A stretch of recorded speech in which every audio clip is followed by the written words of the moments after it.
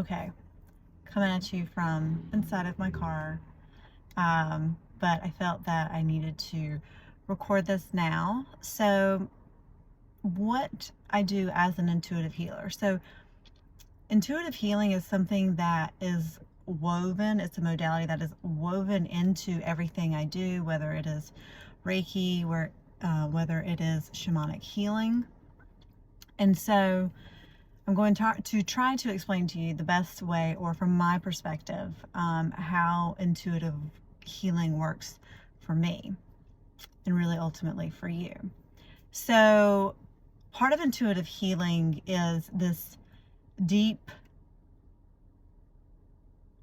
listening, this deep awareness. So your intuition is how you know things, but you can't rationally explain why, right? And so, you know that from Game of Thrones, if you've ever watched that, the guy that says, I drink and I know things, I always say I need a shirt that says, I listen and I know things. So that's kind of like how intuitive healing works, or how your intuition works, right? So I allow myself to get silent so that I can become aware and so that I can deeply listen. And so I use that intuitive knowing to help the other person that is there for their session. And so with my intuition and with the outer information that comes in, my psychic abilities that come in, my like psychic sense that comes in the most is my knowing.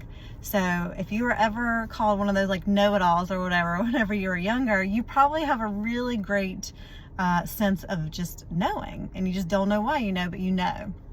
So I use this intuitive knowledge and this information that is coming from outside of me as well, from your guides and helping spirits, to be able to understand where imbalances and blockages and even situations, emotions that are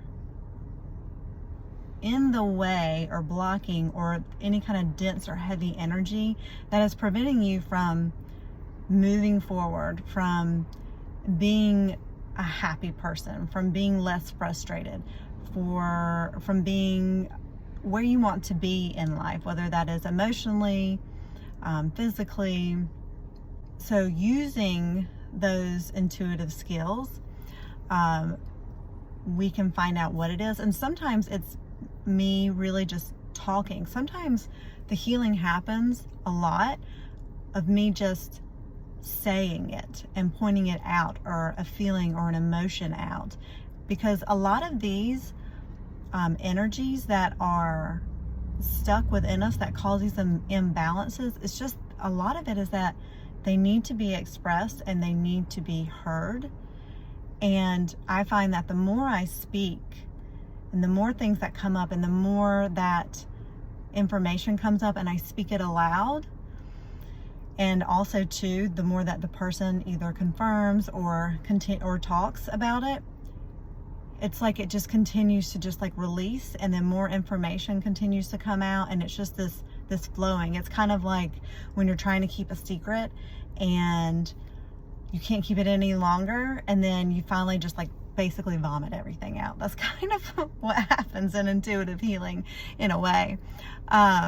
So yeah, it's a very beautiful healing, and like I said, I use it in everything that I do to see where blocks are, to help you heal, to help you grow, and to feel complete and to feel unstuck. That's a big one, is this feeling of stuckness. So intuitive healing, everybody has intuition, and honestly everybody can do this. A lot of it is this deep listening and this tuning in. And it's just like as if you were a passenger on a car ride and you're just observing. You're just observing when things come in, and then you can say it if your client is up for it. You know, you can say what you see. You're just like saying what you see in the scenery or what's coming to you. And so I am just the facilitator in this. I am the facilitator that channels messages, healing, insights through me. And so that could be with me speaking them. It could be that I am observing things happening on an energetic and a spiritual level where I am just the observer. Or sometimes I will be guided to say certain words or introduce certain things for the person to try as well, to help them to grow and to help them move forward and to heal from their wounds and their trauma.